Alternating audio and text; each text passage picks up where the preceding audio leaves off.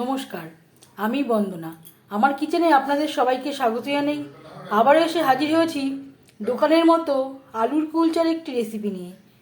আলুর কুলচা তৈরি করতে সবার প্রথমে আমি আলু সেদ্ধ করে নিয়েছি। এবার আমি এই সেদ্ধ করা আলু এখনও গরম রয়েছে, ম্যাশ করে নেব। আপনারা চাইলে একটা গ্রেটারের সাহায্যে গ্রেটও করে নিতে পারেন। কুলচা তৈরি করার জন্য ময়দা মেখে নেব। এখানে নিয়েছি 1 বাটি আটা, আর দিয়ে দেব ময়দা।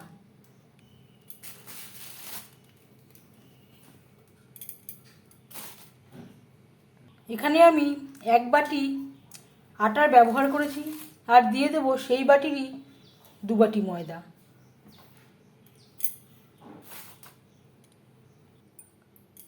আর দিয়ে দেব হাফ চামচ লবণ, হাফ চামচ চিনি। শুকনো উপকরণ প্রথমে বেশ ভালো করে মিক্সড করে নেব।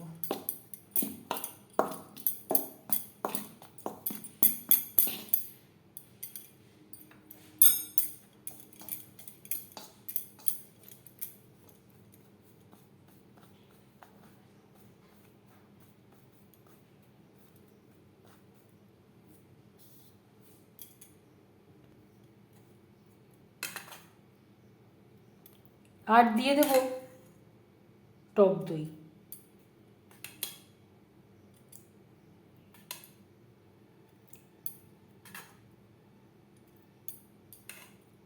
আমি এখানে জলসহ 6 চামচ মতো টক দই অ্যাড করলাম।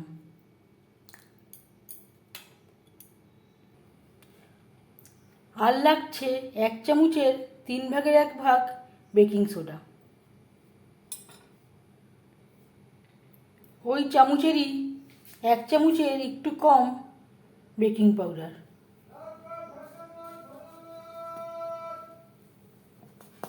দইয়ের সাথে বেশ ভালো করে মিক্সড করে দেব। এভাবে 5 মিনিট রেখে দেব। দইয়ের সাথে বেকিং পাউডার ও বেকিং সোডা বেশ ভালো করে ফার্মেন্ট হয়ে গেছে।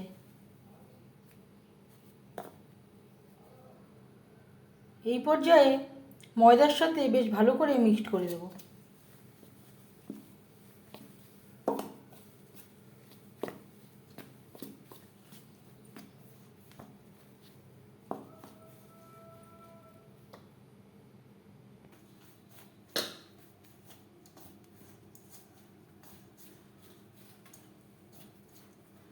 অল্প অল্প করে জল দিয়ে ময়দা মেখে নেব, একটু নরম করে মাখবো।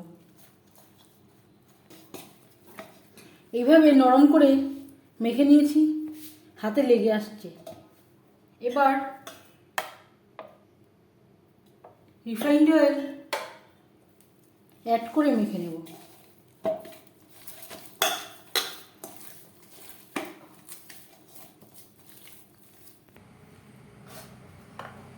ঢাকনা চাপা দিয়ে 20-25 মিনিট রেস্টে রেখে দেবো। হাতে যদি সময় না থাকে 15 মিনিটও রাখতে পারেন। সেদ্ধ আলু আমি ম্যাশ করে নিয়েছি। কুলচার জন্য আলুর পুর তৈরি করে নেব। 2টো পেঁয়াজ আমি কুচি করে কেটে নিয়েছিলাম। পেঁয়াজ লালচে করে ভেজে নেব।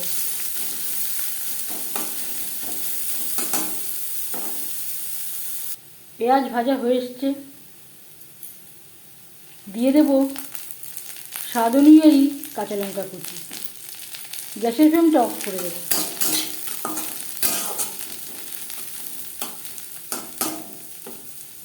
আর দিয়ে দেব সেদ্ধ করে ম্যাশ করে রাখা আলু।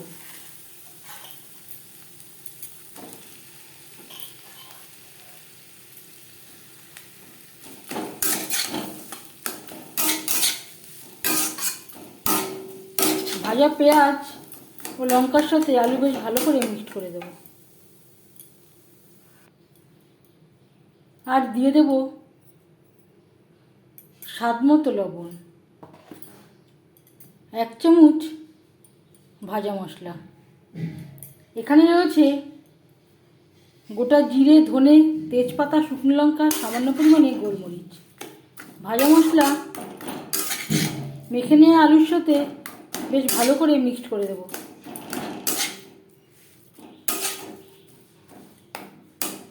এই ভাজা মশলা ব্যবহার করার জন্য আলুর পুর থেকে খুব সুন্দর একটা স্মেল বেরোতে শুরু করে দিয়েছে। আমি খুন্তি দিয়ে বেশ ভালো করে মিক্সড করে নিলাম। আপনারা হাতের সাহায্যেও বেশ ভালো করে মেখে নিতে পারেন। এই সময় আমার গ্যাসের ফ্লেমটা অফ রয়েছে।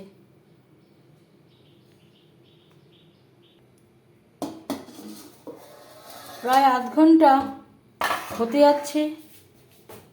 ময়দা বেশ ভালো করে সেট হয়ে গেছে।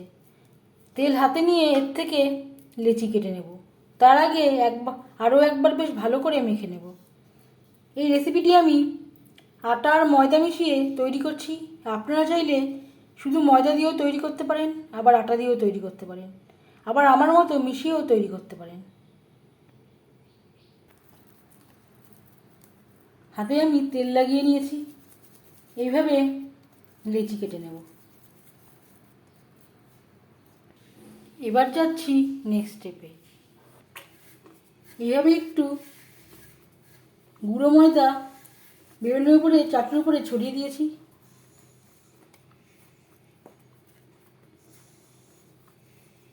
একটা লেচি আমি হাতে নিয়ে নিয়েছি।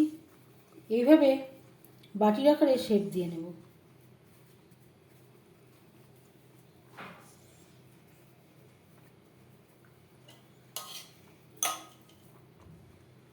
সেন্টারে দিয়ে দেব পুর।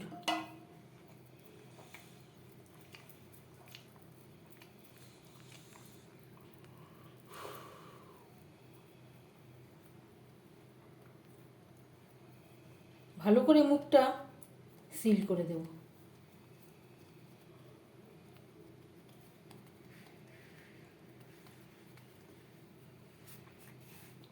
এইভাবে চাপ দিয়ে পুরটাকে ছড়িয়ে দেব।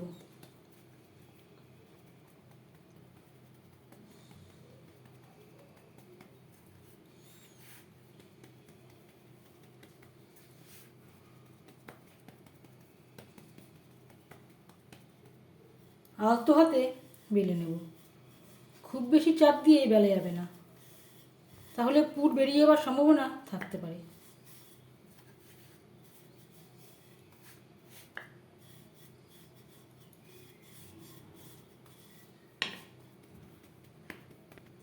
উপর থেকে সামান্য একটু জল লাগিয়ে নেব।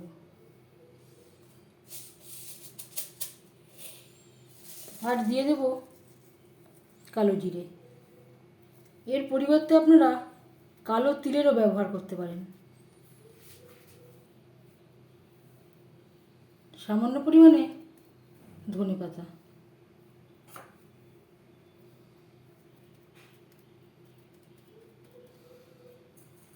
আর দিয়ে দেব চেরি।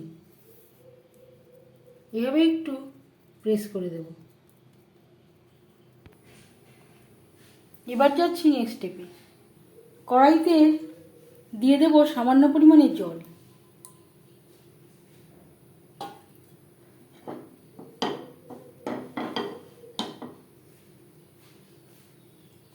আজকে আমি জল দিয়ে তৈরি করব আলুর কুলচা।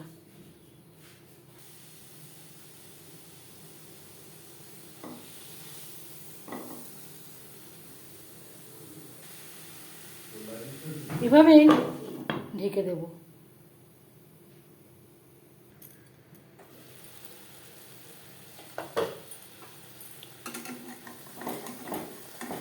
এইভাবে উল্টে দেব।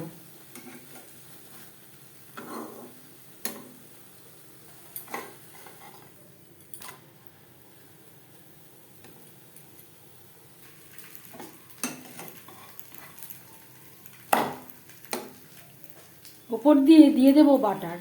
এর পরিবর্তে আপনারা ঘিয়ের ব্যবহার করতে পারেন বা রিফাইন্ড অয়েলেরও ব্যবহার করতে পারেন।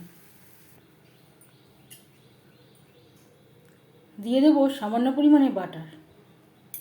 এই সময় আমি গ্যাসের ফ্লেমটাকে লোতে রেখেছি।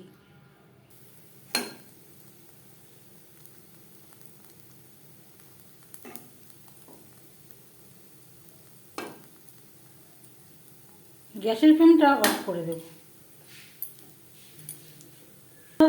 সার্ভ করার জন্য আলুর কুলচা রেডি। সার্ভ করার জন্য রেডি আলুর কুলচা। কেমন হয়েছে একটা আমি একটু দেখাচ্ছি ভেঙে।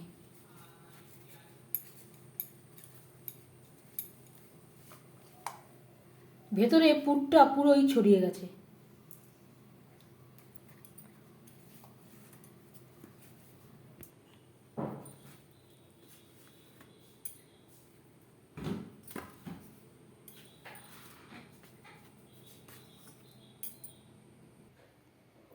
এই রেসিপিটি কেমন লাগলো অবশ্যই জানাবেন কমেন্টের মাধ্যমে।